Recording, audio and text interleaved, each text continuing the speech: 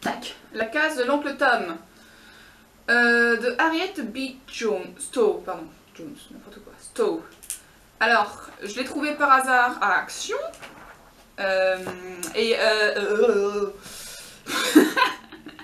J'ai trouvé par hasard à Action. Et je me suis dit, why not? Parce qu'après tout, la case de l'oncle Tom, on nous en parle de loin. On nomme le titre en général au collège, genre, ah, encore un livre à lire, c'est comme les mémoires d'Adrien. Et du coup, voilà. Bon, je l'avais jamais lu, bien sûr. Je me suis dit, c'est bon. Je me lance, ça y est. Et c'est pas mal. C'est pas mal du tout. C'est même plutôt très bien. L'histoire. Alors c'est dur au début, c'est vraiment dur parce qu'il faut se remettre dans le contexte. Ça... Moi je savais juste que ça parlait de l'esclavage. Et voilà. Bon, ça se parle effectivement d'esclavage. L'histoire, donc on se remet dans le contexte, t'as un homme, un propriétaire d'esclaves du coup, qui doit vendre Tom, donc un de ses esclaves, on va dire, les plus fidèles. Et vraiment le premier dialogue, ça te crispe parce que c'est dur. Donc bien sûr il te parle de nègre, de mulâtre, tous les mots qui font plaisir. Et du coup, ce propriétaire il doit le vendre parce qu'il a des dettes et que du coup, voilà. Donc il a appelé un vendeur d'esclaves et le vendeur d'esclaves dit bon, ça me paraît un peu cher pour un esclave quoi. Et l'autre il dit ah oui, mais attendez, il est catholique. Tout de suite ça. Donc forcément il est honnête, forcément blablabla, blablabla. Donc l'autre il dit ouais, je suis toujours pas satisfait, non. Alors à ce moment-là, il y a un petit gamin qui rentre, donc un fils d'esclave, et donc t'as le propriétaire du coup de la maison de Tom qui dit au gamin ah danse pour nous, et alors le gamin il danse et l'autre il lui balance un petit fruit, et il fait ah chante pour nous, alors il chante et puis il balance un petit fruit, toi t'es... il reste calme et il continue de lire. Et du coup voilà, et la maman vient le chercher. Et la maman, c'est une superbe femme en fait, et du coup le vendeur d'esclaves il fait bon, je t'achète Tom, mais si tu me files la mère avec, enfin la mère du gamin du coup. Et le propriétaire il fait bah elle appartient à ma femme, je peux pas la vendre comme ça, tout ça. Il fait bon d'accord, tu me files Tom et tu me files le gamin. Et là t'as le droit à un dialogue complètement surréaliste, aujourd'hui qui nous paraît complètement surréaliste. Déjà à la base le dialogue était hein, mais alors là on vire à un moment... Donc le gars il dit bon non je veux pas la vendre le gamin parce que après la mère elle va pleurer quoi. C'est chiant une mère qui pleure, soyons réalistes, c'est un moment... Donc il dit ça et le vendeur d'esclaves il te sort. Vous savez moi je suis pareil hein, moi vous savez je suis bon avec quand même les esclaves que je vends, hein. Je suis pas comme l'autre là, il sort un nom je sais plus lequel. Qui les tabasse et tout, quand ils voient un gamin et que les femmes pleurent, ils les tabassent et tout. Moi je suis pas comme ça, non, moi je suis humain, moi je les traite avec bonté, moi. Ce qu'il faut faire, c'est que vous l'emmenez en balade, dans un coin, tout ça. Pendant ce temps-là, vous prenez le gamin, et quand elle revient, avant qu'elle pleure et tout ça, bah, vous lui offrez des bijoux. Et tout de suite ça va mieux, après tout, c'était qu'une femme. Enfin même c'est même moins qu'une femme, hein, soyons réalistes. Et puis alors du coup, toi t'es... pardon. Et il te reste environ 300-400 pages à lire. Et t'es bon bah je vais chercher mes mouchoirs. Donc voilà, donc le propriétaire il fait oui non je peux pas faire ça sans en parler à ma femme, tout ça. Et puis alors l'autre il continue de parler, et puis finalement il fait bon ok d'accord. Donc ce qu'ils savent pas, il me semble qu'elle s'appelle Elisa l'esclave, la maman du petit.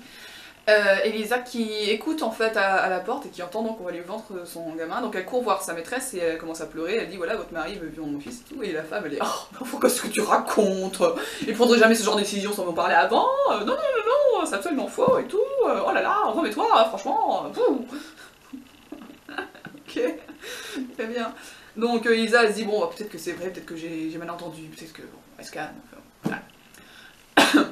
Le lendemain soir, il me semble, on rencontre Tom entre-temps, bien sûr. Tom, donc l'esclave qui va être vendu, qui lui vit avec sa famille dans une petite case sur les terres de son maître. Et il lit la Bible donc aux autres esclaves le soir et tout ça, il fait un peu la messe et tout, et il est très ami, enfin, il est très ami. Le fils des propriétaires vient régulièrement le voir dans sa cabane. Il traîne beaucoup avec lui, avec les gamins du coup. Mais j'aime bien parce que du coup tu te dis bon bah c'est lui gentil, et puis à ce moment là il genre La femme de Tom, elle fait des festins de roi parce que c'est le fils du propriétaire et c'est la cuisinière de la maison. Et du coup, lui, il est ah là là, mais je ne peux pas tout manger et tout, dans un éclat de extrême bonté, je vais balancer les restes aux enfants. Ça, c'est le gentil. Ok. Bon. Du coup, Elisa, le lendemain soir, elle écoute aux portes encore, enfin, elle écoute aux portes, disons qu'ils s'engueulent, du coup, elle a pas grand chose à faire. Le couple des propriétaires qui s'engueulent justement parce que la femme, elle demande au bout d'un moment à son mari, elle fait oui, mais Elisa, elle a cru aujourd'hui que t'allais vendre son enfant et tout ça. Puis le mari, il fait oui, mais en même temps, c'est vrai, parce que si tu veux, j'ai des dettes, je peux pas non plus, voilà. Et puis la femme, elle fait oui, mais tu veux pas plutôt vendre mes bijoux et tout, et il fait ah non, et tout, ça va pas, franchement, voilà, bon, voilà. Bref. Du coup, Elisa comprend que son gamin va être vendu. Donc elle va chercher son gamin, elle va voir Tom en sortant, elle lui dit demain tu vas être vendu, tu fais ce que tu veux, moi je me casse avec mon gosse. Et Tom il lui dit en gros, ouais mais si on part tous les deux, ils vont prendre quelqu'un d'autre. Donc toi tu te casses en effet, tu te barres avec ton gosse, y a pas de problème. Moi je vais rester là, je vais casser mes jeux moi. Je vais rester là histoire de calmer le gars, voilà. Et du coup, le lendemain, le vendeur d'esclaves arrive et il s'aperçoit qu'il lui manque la fille, et donc il engueule tout le monde et il dit oui, faut qu'on aille me la chercher et tout, venez avec moi. Et en fait, les esclaves et la maîtresse, parce que la maîtresse elle veut pas qu'on retrouve Elisa, du coup, t'as les esclaves qui l'accompagnent qui l'envoient mais, dans des trucs. Alors, déjà, pour monter à cheval, t'as le gars qui selle le cheval, il fout une branche sous la selle, ce qui fait que quand le vendeur il monte sur le cheval il part en complètement taré, donc l'autre il tombe. Et il faut rattraper le cheval, et t'as tous les esclaves qui s'y mettent, mais le problème c'est qu'ils se mettent tous à gueuler complètement aléatoirement des trucs complètement cons, genre ah il est là, alors que ça sert à rien de le dire puisque en effet il est là. Mais du coup ça a pris le cheval, du coup ils arrivent pas à le rattraper, donc c'est dommage, il est le temps de manger, tu vois, donc il doit rester manger parce que la maîtresse elle dit oh, vous n'allez pas partir le ventre vide et tout. Et puis alors finalement il faut repartir, alors à ce moment-là l'esclave il lui dit ah elle a dû prendre ce chemin-là parce que ça mène à la rivière, son but est d'aller au Canada à la fille. Et puis finalement, comme si brusquement il se souvenait d'un truc, il fait ah bah non en fait là c'est bloqué, c'est sûrement la route, bon c'est plus long mais c'est pas grave et tout. Du coup le vendeur il fait ah il essaie de me mettre sur la mauvaise puce, il fait ouais je veux aller sur ce chemin là. Et l'autre il fait bah non je vous assure c'est bloqué hein, là-bas par contre c'est plus long certes mais le chemin est dégagé. Il fait ah non je te crois pas et tout, t'essaies de m'avoir et tout. Donc il l'emmène et en effet plus loin le cheval et le chemin est bloqué. Et du coup il fait ah t'as essayé de me tromper, enfin tu m'as trompé et tout. Et puis t'as l'autre il fait ah bah non moi j'ai dit que le chemin était bloqué, le chemin était bloqué. J'adore les esclaves.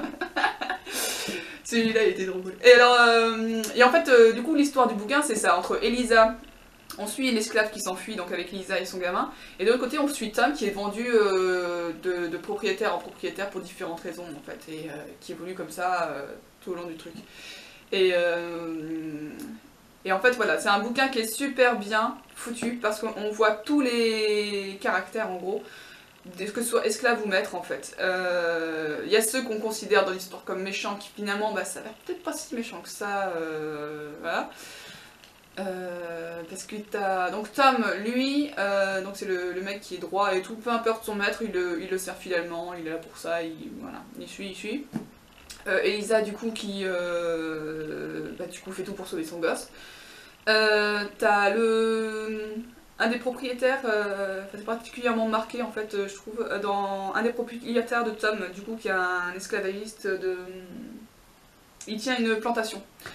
Donc dans le sud, et tout le long du bouquin on te dit que voilà, les propriétaires dans le sud, ceux qui ont les plantations, c'est vraiment la pourriture, parce que c'est là que les esclaves crèvent vraiment sous le soleil et tout quoi. Et du coup le propriétaire là, il achète Tom. Il a une sœur en fait qui vient du nord et qui elle est scandalisée, elle dit mais libère-les quoi, je veux dire qu'est-ce que tu fais, c'est là. Et en fait là il y a souvent du coup des dialogues comme ça qui opposent des points de vue, qui défendent différents points de vue en fait.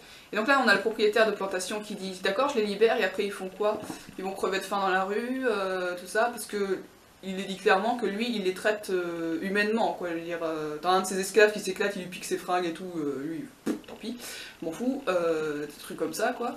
T'as la sœur, elle, qui donc vient du Nord, qui est contre l'esclavage, et elle, par contre, elle ne supporte pas qu'un esclave la touche, par contre. Elle supporte pas que certes il faut les libérer, mais ils sont pas égaux, ils sont inférieurs. Alors que lui, il les a en esclaves, mais il les traite en égal. Donc là, on a le truc un peu... je sais pas trop. Tu sais pas, c'est pas trop.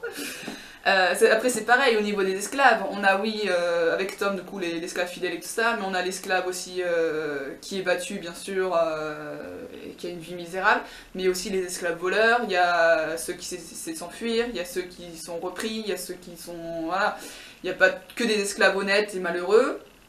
Il y a aussi des esclaves qui se rangent du côté du maître direct pour avoir des privilèges et tabasser les autres. Enfin, c'est vraiment toutes les sortes de caractères, toutes les sortes de points de vue qu'on peut avoir, et constamment en confrontation avec un autre truc. Il y a bien sûr où ça se place, enfin, ce genre de truc par rapport à Dieu, où la religion est très présente bien sûr dans ce bouquin, et ce genre de choses, parce que t'as... alors c'était quoi qu'il disait, je crois qu'il me semble que c'est le propriétaire du domaine de Tom, celui qui tire la plantation, ou... je sais même plus si c'est une plantation en fait, c'est un autre je crois. Enfin bref, toujours qu'est-il que lui, à un moment, donc il ne croit pas en Dieu, sa sœur bien sûr croit en Dieu, et il ne croit pas en Dieu notamment, alors c'est parce que sa femme est morte et que il l'a pas supporté, et il dit en même temps quel Dieu serait d'accord pour l'esclave vache quoi, lui-même il ne conçoit pas ça. T'en as un autre qui le dit par rapport à Dieu, il fait de toute façon, non, par rapport à la religion, qui dit en gros, la religion aujourd'hui dit que l'esclavage c'est une bonne chose, et pour peu que l'esclavage soit un jour aboli, la religion dira que non, l'esclavage c'est mal, quoi. Enfin, qu'en gros la religion ça suit la mode. C'est, voilà, la Bible suit la mode. en gros c'est ça, quoi, c'est pas faux. Et il y avait, c'était quoi? Ah oui, l'auteur qui intervient régulièrement dans le bouquin en prenant à partie le lecteur. Ça j'ai bien aimé aussi, par exemple quand Tom apprend qu'il va être vendu, il regarde ses enfants et il pleure. Et l'auteur dit, vous qui êtes homme, en gros, quelque chose du genre, comment pouvez-vous concevoir que sa douleur soit moins forte que la vôtre en fait? Si c'était votre cas, si demain on vous arrachait vos enfants, est-ce que vous aussi vous ne pleurierez pas? Des trucs comme ça, par exemple aussi avec la femme, on lui... il y en a une esclave que Tom croise sur un bateau, on lui vole son enfant pendant qu'elle dort, enfin il est vendu, et quand elle se réveille, bah, elle se suicide parce que voilà. Et du coup, l'auteur dit, vous qui êtes femme, comment auriez-vous réagi, quoi? Si on vous vole votre enfant, tu te réveilles, t'as plus rien, quoi. Et du coup, voilà, donc régulièrement, elle fait des apostrophes comme ça pour rappeler au lecteur, parce qu'elle part du principe que du coup, le lecteur, bien sûr, ne sera pas un esclave ou quelqu'un de basse extraction. Du coup, voilà, pour rappeler que bah non, les esclaves, ce sont aussi des hommes, ce sont aussi des femmes, elle rappelle qu'ils sont égaux, quoi, en fait, elle dit au lecteur, tu es en train de me lire, prends conscience du message qu'il y a derrière, en fait. Donc voilà, il était franchement bien. Des passages très durs, du coup, des passages très compliqués. Tu stresses très à mort avec Elisa et son gamin parce que bien sûr elle est poursuivie, et à un moment il y a un gars qui l'aide et tu sais pas si le gars il va la ramener à son propriétaire ou si il va vraiment l'aider, à chaque fois t'angoisses. Non. Donc voilà, au niveau des personnages, c'est vrai que Elisa j'en ai pas parlé, mais Elisa elle est vraiment cool, elle est vraiment bien parce que pour le coup elle lâche rien quoi. Je dirais elle aurait pu au bout d'un moment dire abandonner puis dire tant pis ou tuer son gosse et se tuer ou trouver d'autres solutions qui sont beaucoup moins... Voilà, et non, elle tient jusqu'au bout, je crois qu'elle a une fin heureuse d'ailleurs. Au niveau des propriétaires, j'ai bien aimé là, du coup, la maîtresse, celle qui veut que finalement Elisa se barre du début. Le petit garçon, il revient à la fin, le petit fils des propriétaires, il revient à la fin, il est pas mal non plus. Tom, je l'ai bien aimé, ouais. Ouais, non, il a ses classes, ouais.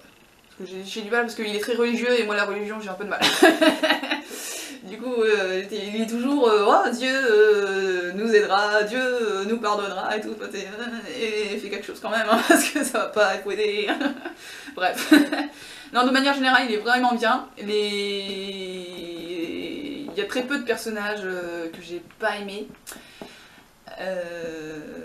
et ceux qui vraiment sont faits pour ne pas être aimés, tu ne les aimes vraiment pas.